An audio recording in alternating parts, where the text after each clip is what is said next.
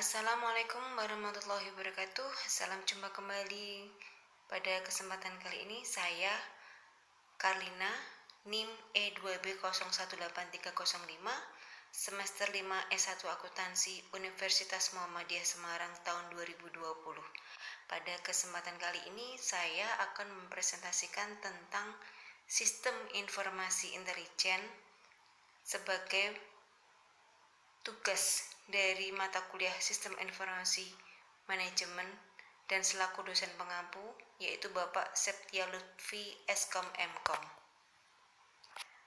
Pada slide pertama, saya akan menyampaikan tentang definisi sistem informasi intelijen. Sistem informasi intelijen ada dua pengertian. Satu, intelijen itu sendiri adalah informasi yang dihargai atas ketepatan waktu dan relevansinya, bukan detail atau keakuratannya. Berbeda dengan data yang berupa informasi yang akurat atau fakta yang merupakan informasi yang telah diverifikasi.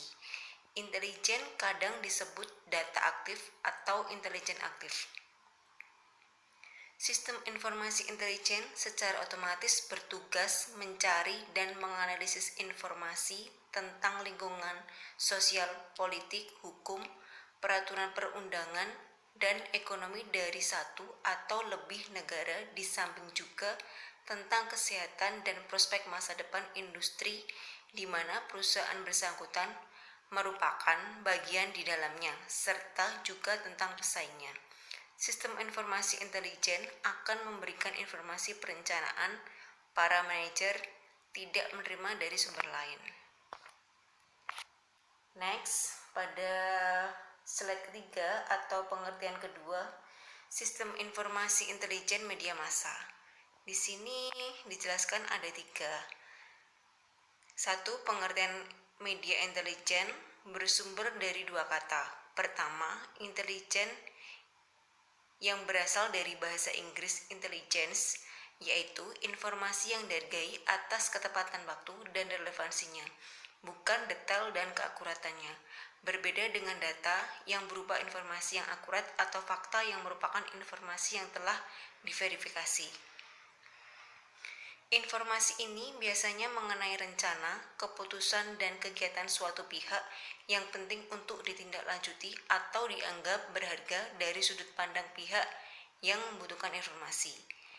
Media intelijen selalu berkaitan dengan kegiatan mencari informasi yang berharga, yang akurat, tepat, dan relevan dari pihak lawan ataupun pihak yang menjadi kliennya.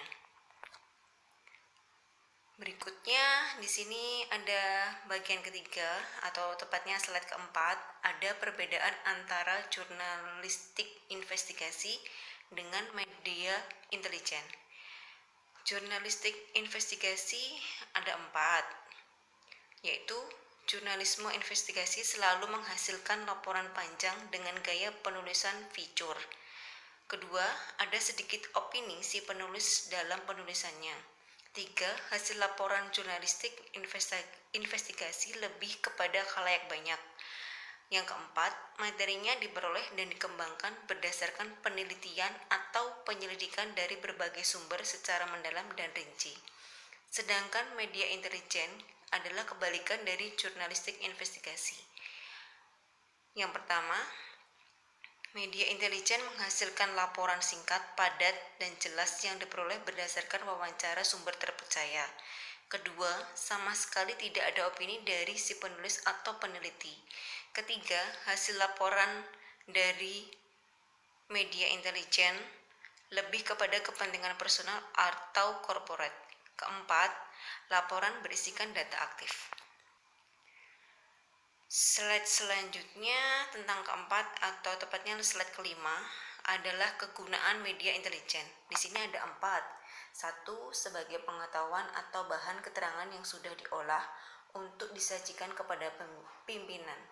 Kedua, dapat mengambil keputusan yang tepat bagi organisasi atau satuan dalam menjalankan bisnisnya. Ketiga, untuk mengetahui atau mengukur kekuatan lawan usaha. Dan yang keempat, mengumpulkan informasi seputar regulasi yang terkait dengan usaha perusahaan. Next, yang kelima, sumber sistem informasi intelijen. Sumber informasi intelijen dapat dilakukan lewat 3, yaitu lembaga pemerintah, asosiasi perdagangan industri, dan yang ketiga perusahaan riset pasar swasta, yaitu contohnya media massa dan kajian khusus. Media massa seperti kaset, film, dan disket. Sedangkan kajian khusus yang dilakukan organisasi seperti HMI dan FPI. Taktik yang digunakan dalam penyelidikan sistem informasi intelijen yaitu observasi dan penelitian. Sedangkan tekniknya meliputi matbar, wawancara, interogasi, penjejakan, penyurupan, pengintaian, serta penyadapan. Bagian keenam, contoh sistem informasi intelijen. Organisasi yang mampu menyelenggarakan tugas-tugas intelijen secara profesional meliputi Polri, TNI, dan yang ketiga, Kajian Intelijen Strategis Universitas Indonesia. Di Polri itu sendiri mempunyai Badan Intelijen Keamanan atau BIK Polri yang mempunyai core kegiatan aspek keamanan. Sedangkan di TNI, Tentara Nasional Republik Indonesia, mempunyai Badan Intelijen Strategis atau BAIS TNI yang mempunyai core kegiatan aspek pertahanan.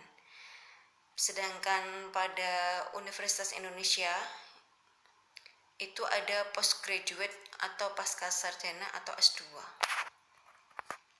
Pada bagian ketujuh atau slide ke-8 tepatnya, di sini ada unsur pokok yang terdapat dalam sistem informasi intelijen. Unsur pokok dalam informasi intelijen ada 7, yaitu 1. Profil keperluan informasi dari manajer, 2. Sistem penggalian informasi manajemen, 3. Sistem pengkodean dan penyimpanan, 4. Sistem analisis data, 5. Kajian khusus, 6. Sistem pelaporan, dan yang ke-7 atau yang terakhir pedoman penghapusan data. Pada slide terakhir, yaitu tepatnya slide ke-9, di sini ada keuntungan sistem informasi intelijen. Sistem intelijen mempunyai keuntungan yang satu dengan yang lainnya dan tidak dapat dipisahkan. Di sini ada 4. Pertama, peran intelijen sebagai pengetahuan atau bahan keterangan, yaitu bahan keterangan yang diolah untuk disajikan kepada pimpinan atau manajer sehingga dapat mengambil keputusan yang tepat bagi organisasi atau satuan.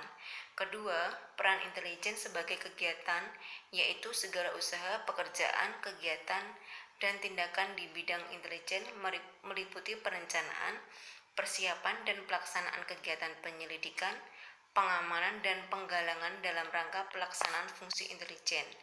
Yang ketiga, peran intelijen sebagai badan atau organisasi, yaitu satuan atau organisasi intelijen yang disusun, dilengkapi, dan dibekali secara khusus untuk pelaksanaan dan penyelenggaraan intelijen dalam rangka mendukung tujuan.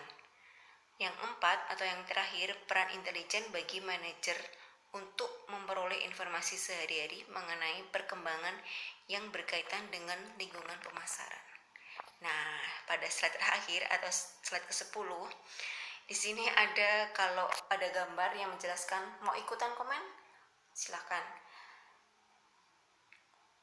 Sekian dan terima kasih presentasi dari saya, Karlina.